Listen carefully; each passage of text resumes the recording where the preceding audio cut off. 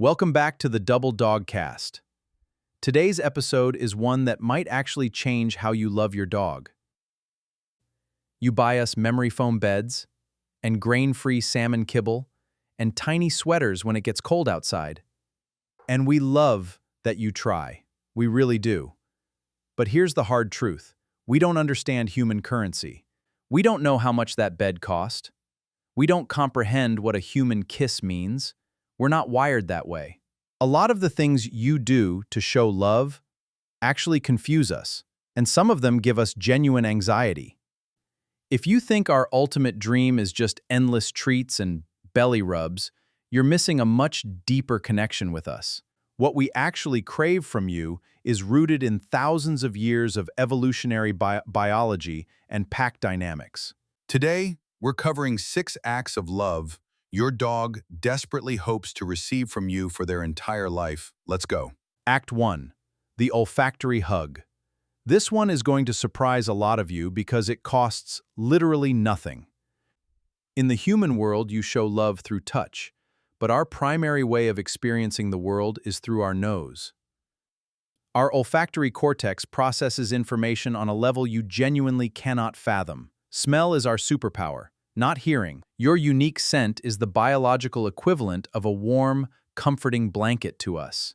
It triggers dopamine. So the greatest comfort you can give us isn't always a brand new sterile dog bed from the fancy pet store.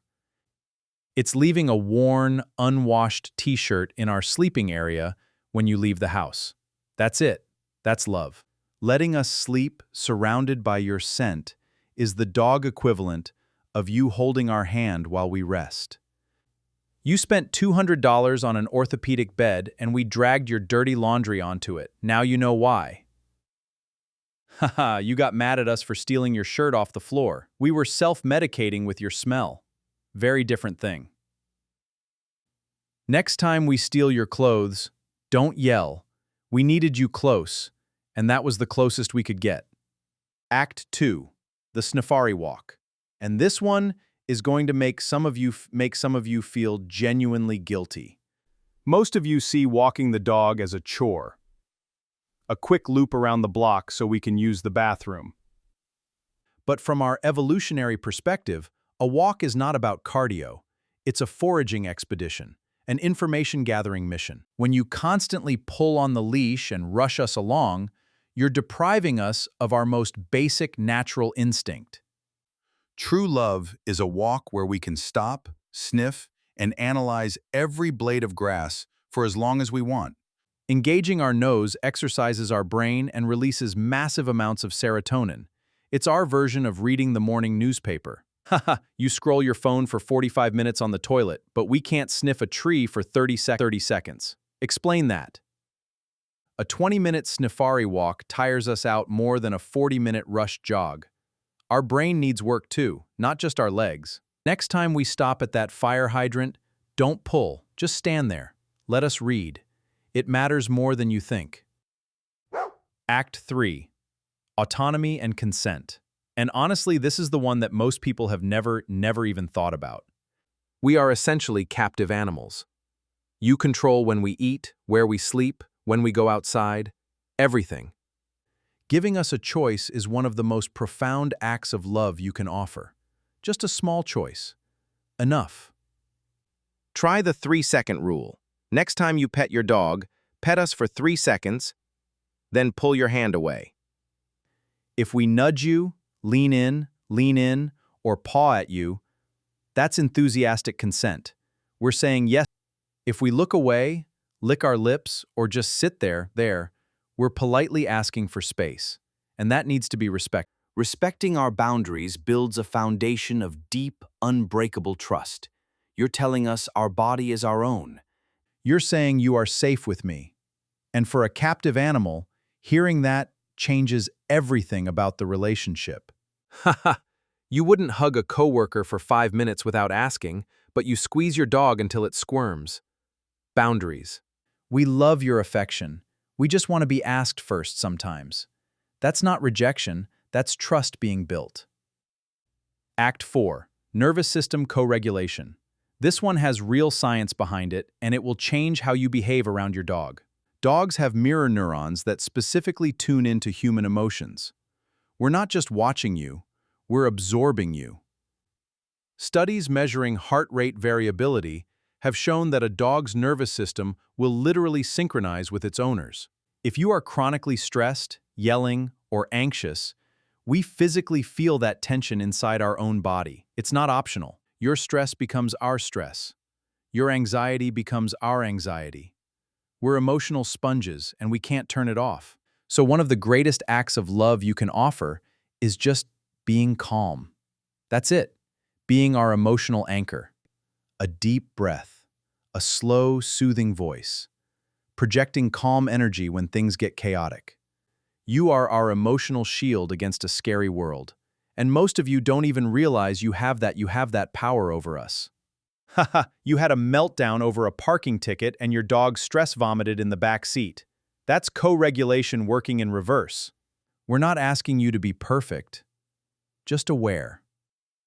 Your energy is our energy. What you feel, we feel. Act 5. The unwavering safe haven. Every dog needs a den space that is 100% theirs, no exceptions. A quiet corner, a crate, a bed, somewhere we know with absolute certainty that nobody will bother us, ever.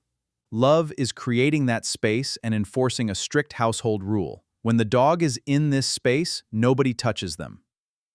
No kids pulling our ears, no forcing us out for cuddles, no dragging us to the living room because guests arrived.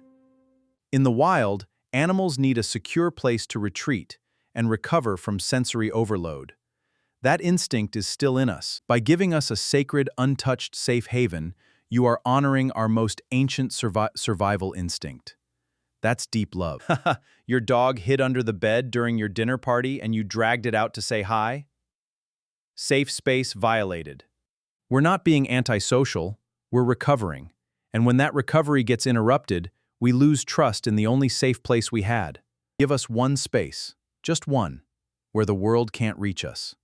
We'll love you more for it than you'll ever understand. Act 6. The anchor of presence. This is the most important one. And this is the one that's throughout our life, we will face terrifying moments, thunderstorms, fireworks. In those moments of pure fear, you are our only source of safety. The only thing between us and total panic. Love is not pushing us away when we tremble. Love is sitting on the floor with us during a storm, being there. Don't tell us to toughen up. Don't film us shaking for content. Don't laugh when we hide behind your legs. Ha ha ha, you filmed your dog trembling during fireworks and captioned it Drama Queen. That dog was in genuine physiological terror. We're not being dramatic. Cortisol floods our system. Our heart rate spikes. We are trying to survive. And when our final day eventually comes, this is the part that matters most. Please stay in the room with us. Do not let us cross that bridge looking around a cold clinic for the only person we have ever loved. Please. Be our anchor right up until the very last breath. That is the greatest act of love you will ever give us. We would do it for you without hesitation. We just need to know you would do the same. That's all we ask. One more thing before we close. If you've been doing all 6 of these and something suddenly changes, pay attention. If your dog used to love your scent and suddenly isolates in a dark closet, that's not a mood, that's a symptom. If a dog who loved walks suddenly refuses to move or flinches when you offer touch, they're not being grumpy. A sudden withdrawal from bonding and rejection of affection is almost always the first symptom of chronic physical pain. Or canine cognitive dysfunction. When a dog is hurting, their instinct is to hide so they don't show weakness. Never take that rejection personally. Take it as a clear sign to call your vet immediately. That change is communication. 15,000 years of evolution brought us together. We traded our wild freedom for the warmth of your fires. And in return, we gave you our absolute unwavering loyalty. That trade was never about money or things or fancy beds. Loving a dog isn't about what you spend on us. It's about stepping outside your human perspective and speaking our language. Patience, respect, calm presence, safe spaces, the freedom to sniff, the dignity of consent. That's our love. Small shifts, big results. You don't have to be perfect, you just have to be present and willing to learn. And hey, if you mess up, it's okay. We're literally built to forgive. Just promise to do a little better tomorrow. That's it for today's episode. If you learned something or immediately went to hug your dog, we did our job. Don't forget to like and subscribe. For the real dog lovers, we have some fun stuff on our channel. Check it out. Until then, stay kind, stay soft, and give your dog a long, slow safari walk today. They deserve it. Bye.